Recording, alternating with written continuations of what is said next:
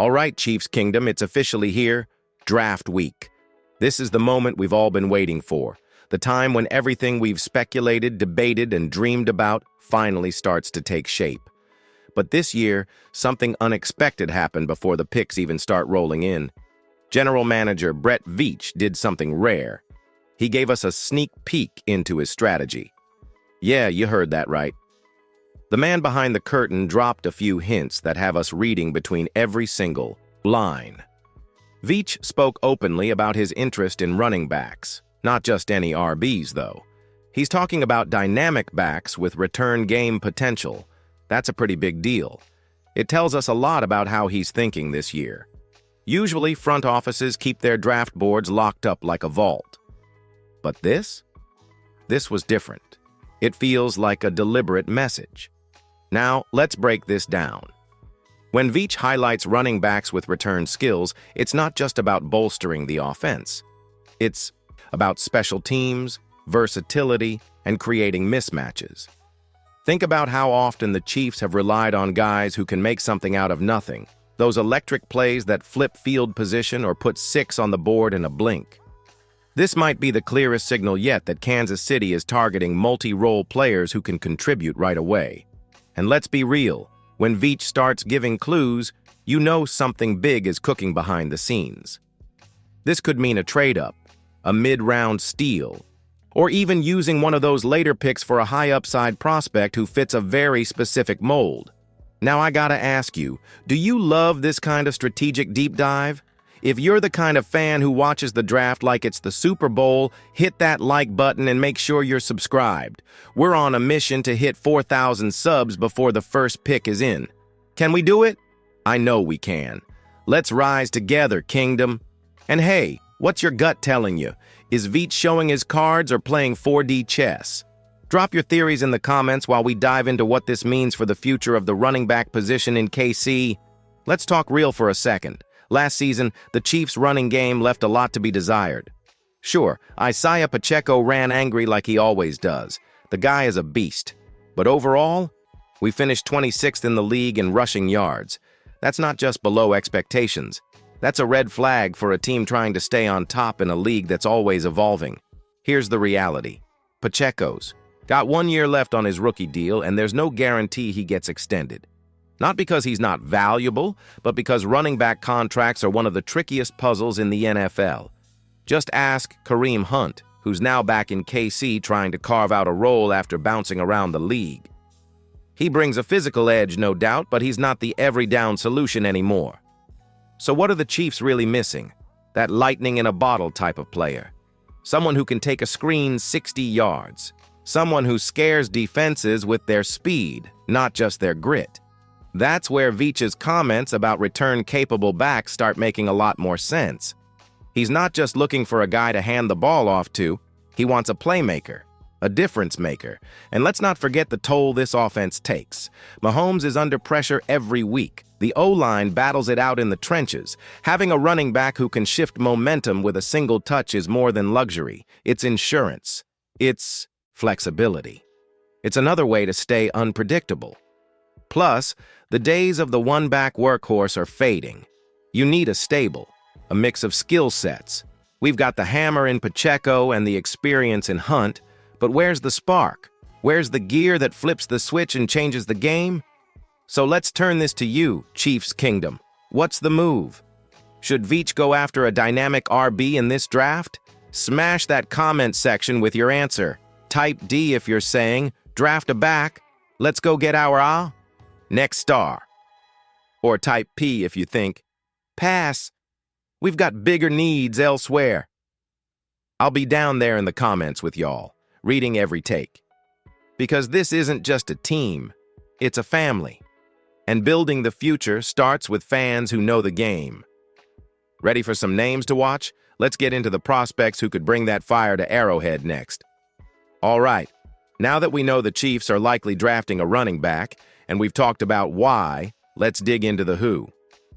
Veach hinted, they're eyeing backs between rounds 1 and 5, and let me tell you, this 2025 class, it's absolutely stacked, one of the deepest in years. Now, There are a couple of guys at the top of the board who will be gone before we ever get a shot.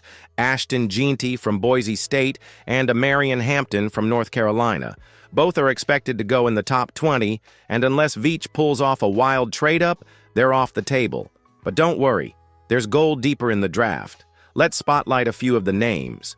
The Chiefs have reportedly met with or shown strong interest in David Martinez, Miami. This guy had a top 30 visit, which means KC is seriously evaluating him. He's got vision, balance, and most importantly, return skills. He's not a burner, but he's slippery and smart. Allie Gordon, Oklahoma State. One of my personal favorites, power plus speed wonder matchup nightmare. He's got that Duke Walker Award on his resume, and the Chiefs met with him at the NFL Combine.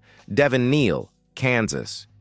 Yep, local kid. He impressed at the regional Combine hosted by the Chiefs, so they've definitely had him on their radar for a while. Neal's not flashy, but he's reliable and fast with soft hands. Think, sleeper pick, Shandarek Powell and Shamar James, both interviewed at the Combine. Not round 1 or 2 guys, but they offer good late-round value and have return potential, Powell especially. And here's the key detail. None of these 6 guys are projected top 50 picks. That tells us Veach is doing the work now to land, value later. That's the championship formula. Build depth without overpaying. Now I want you to hit the comments again. Who's your pick? Name a running back you'd love to see in a Chiefs jersey. Let's crowdsource the scouting report, Chiefs Kingdom. Also, if you're loving this deep dive draft talk and want to keep riding with us all off-season, don't forget, subscribe to Total Chiefs right now and hit that notification bell. We're pushing toward 4,000 subscribers, and your support helps us bring more content like this every week. It's free, it's easy, and it means the world to us. Stick around. Next up, we're talking about draft strategy and how Veach could play his cards to build another Super Bowl roster. Let's zoom out for a second and look at the big picture. Because Brett Veach isn't just trying to plug a hole at running back. He's trying to extend a dynasty. And if there's one thing we've learned since he took over as GM, it's that he's not drafting for today. He's drafting for, February. For Super Bowls. Now, a lot of GMs play it safe. They go best player available or fill the biggest need.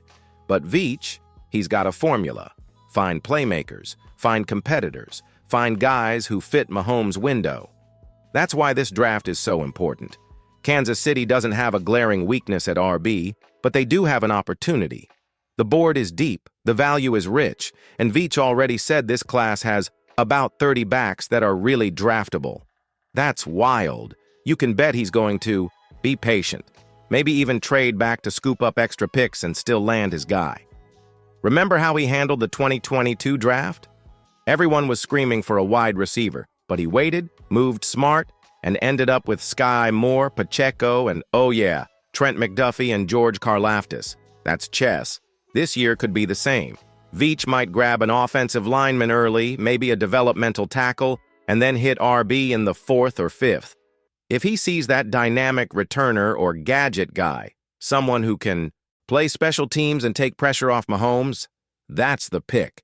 Think Darren Sproles meets Isaiah Pacheco. And don't forget the flexibility Veach loves. A back who can catch, block, return, and run inside? That's 4 roles in one.